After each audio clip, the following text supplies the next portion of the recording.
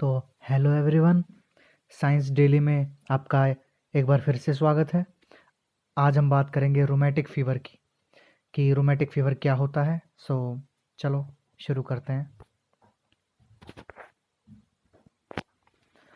सबसे पहले हम रोमैटिक फ़ीवर के इंट्रोडक्शन पे आ जाते हैं कि rheumatic fever is an inflammatory disease that may develop after an infection with streptococcus bacteria.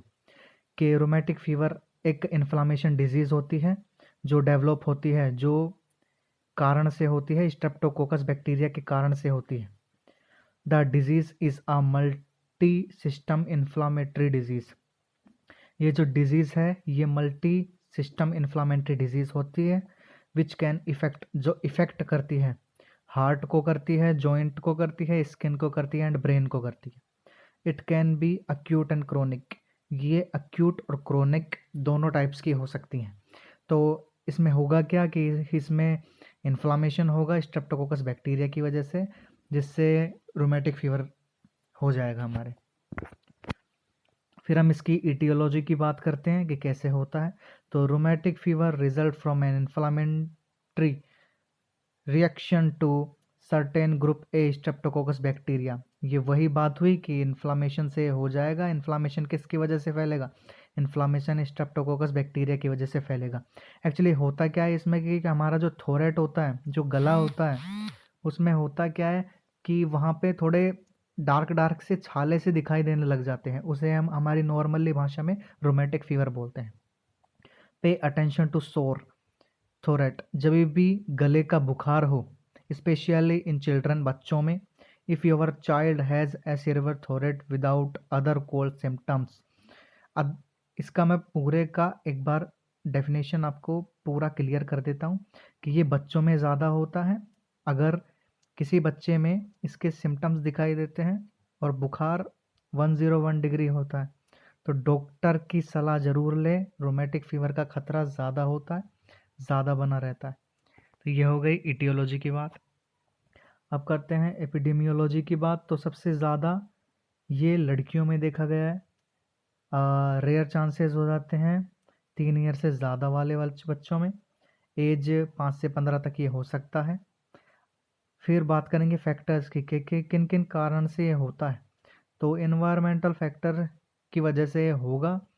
इसमें आ जाएगा ओवर क्राउडिंग। ओवर क्राउडिंग मतलब जैसे हम फुटबॉल या फिर क्रिकेट खेलने जाते हैं तो वहाँ पर लोग चीखना चिल्लाना करते हैं, जो हमारे मुंह में से जो निकलती हैं डीप डीप सी बूंदें जो निकलती हैं, तो उन चीज़ों से, ओवर क्राउडिंग से ये सब होता है।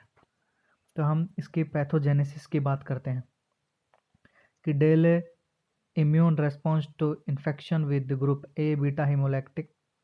तो ये इन्फेक्शन होगा बीटा ए हीमोलैक्टिक की वजह से after a latent period of 1 से 3 weeks. Antibody include immunological damage occur to heart wall, joints, ganglia of brain. इस चीज़ों से डैमेज होगा, हार्ट वॉल डैमेज हो जाएंगे, जॉइंट्स में डैमेज हो जाएंगे and ganglia of brain, brain का एक पार्ट होता है गैंग्लिया, वो भी इफेक्टेड होगा। फिर क्लिनिकली मैग्निफिकेशन की बात करें तो इसमें कार्डाइटिस हो जाएगा, सिडाइमिक्रोरिया हो जाएगा, एरिथीमा हो जाएगा, सबक्यूटल नोड्यूल्स हो जाएगा। हम पहले बात करते हैं कार्डाइटिस की कि व्हाट इज़ कार्डाइटिस। एक्चुअली होता है इसमें क्या है कि हमारी जो कार्डिक मसल्स जो होती हैं उनमें इन्फ्लामेशन हो जाते हैं, जिसे हम कार्डाइटिस बोलते हैं। तो देखते हैं, carditis is the inflammation of the heart, inflammation of pericardium, myocardium and endocardium layer. It is called pericarditis, myocarditis and endocarditis. तो इसका सिम्टम्स की बात करेंगे तो एंजाइना हो जाएगा, और कॉम्प्लिकेशन की बात करेंगे तो इससे डेथ होने की संभावनाएं होती हैं। अब हम बात करेंगे सिडिम कोरिया की कि व्हाट इज सिडिम कोरिया। एक्चुअली इसमें होता क्या है कि एक न्यूरोलॉजिकल डिसऑर्डर होता है, जिसमें बच्चों में होता क्या है कि इसमें हाथों में, पैरों में अजीब सी हरकतें होने लग जाती हैं। जैसा कि हम स्ट्रक्चर में देख सकते हैं, हाथ टेढ़े मेढ़े हो जाने लग जाते हैं। ये इन्फेक्शन की वजह से होता है, जो बीटा हेमोलैक्टिक स्ट्रेप्टोकोकस जो बैक्टीरिया है उसकी वजह से होता है। ये रोमेटिक फीवर का ही एक कोर्स होता है। इसमें होता क्या है कि हमारे जो, जैसा कि हमने पहले देखा था कि हमारा जो ये पार्ट था गैंग्लिया ऑफ ब्रेन, एक्चुअली मैं आपको बता देता हूँ कि ये जो हमारा ये वाला पार्ट था जो गैंग्लिया ऑफ ब्रेन, अगर ये इफेक्टेड होता है तो हमें सीधी सी बात है कि सिडिम कोरिया होने की संभावनाएं हो जाती हैं। सिडिम कोरिया होगा अगर गैंग्लिया ऑफ ब्रेन का पार्ट इफेक्टेड होगा तो चलिए गाइस, ये हो गया सिडिम कोरिया की बातें। अब हम बात करते हैं एरिथीमा मार्गेनेटम। एक्चुअली एरिथीमा मार्गेनेटम का दूसरा नाम एरिथीमा मल्टीफार्म भी होता है। इसमें होता क्या है कि हमारी जो बॉडी जो होती है उस पर रेड रेड, जैसे हम स्किन जो हमारी होती है उस पर रेड रेड से चकते होने लग जाते हैं, जैसा कि हम दी गई फोटो में देख सकते हैं कि बॉडी पे चकते हो रखे हैं। इसका कोजेज जो है रोमेटिक फीवर होगा। फिर सबक्यूटेनस नोड्यूल्स की बात करते हैं तो हमारा जो बॉडी है उसमें अंडर स्किन कुछ नोड्यूल्स इकट्ठे होने लग जाएंगे, जैसा कि हम स्ट्रक्चर में देख सकते हैं। सो इसे सबक्यूटेनस नोड्यूल्स बोलेंगे। इसका ट्रीटमेंट एंटीबायोटिक का यूज़ हम लेके कर सकते हैं।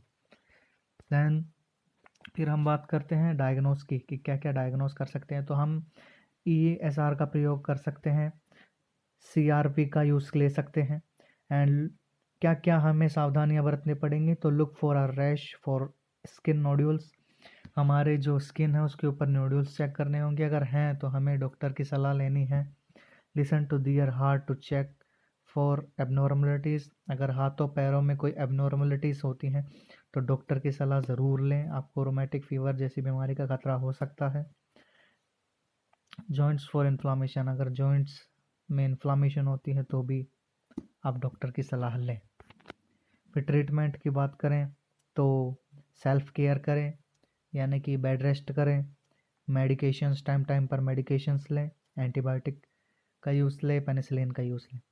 तो ये था आज हमारा रोमेटिक फ़ीवर, छोटा सा था गाइस, बहुत था, काफ़ी था। यही चीज़ें कंपटीशन एग्ज़ाम में और कार्डिक जो टेक्नोलॉजिस्ट होते हैं उनके एग्ज़ाम में ये चीज़ें ही आती हैं। सो गाइस, अगर आपको वीडियो अच्छी लगी तो प्लीज़ लाइक करें, सब्सक्राइब करें, और अगर चैनल पर नए हैं तो सब्सक्राइब करना ना भूलें। और ऐसी वीडियो देखने के लिए प्लीज़ प्लीज़ प्लीज़ एक लाइक ज़रूर करें। Thank you.